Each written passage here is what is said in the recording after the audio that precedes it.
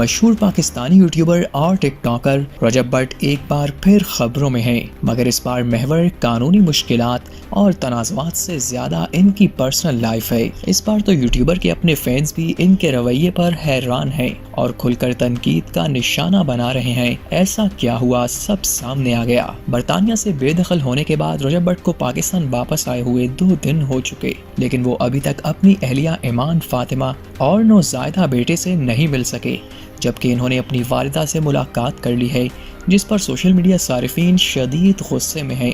رجب but نے media سے بات کرتے ہوئے بتایا کہ واپسی کے بعد انہوں نے سب سے پہلے اپنی والدہ سے ملاقات کی اور اس کے بعد انہیں سکون محسوس ہوا، تاہم اہلیہ ایمان اور بیٹے کی ملاقات نہ ہونے پر وہ خود کو ادھورا محسوس کر رہے ہیں اور انہیں مس کر رہے ہیں۔ انہوں نے کہا کہ جب وہ واپس آئے تو سوچا تھا کہ ایمان اور ان کا بیٹا ان کے گھر پر ہوں گے، مگر وہ اپنی والدہ کے گھر پر تھے اور اس وجہ سے ملاقات نہیں ہو سکی۔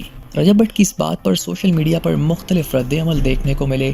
کئی صارفین نے ان پر تنقید کرتے ہوئے کہا کہ اگر وہ اپنے بیٹے کو واقعی یاد کرتے ہیں تو سسرال جانے میں دیر نہیں کرتے۔ ایک صارف نے تو یہ تک کہہ دیا کہ اگر آپ اپنی فیملی سے محبت کرتے تو سسرال جا کر فوراً ان سے ملنے جاتے، کیا پولیس وہاں بھی کھڑی ہے؟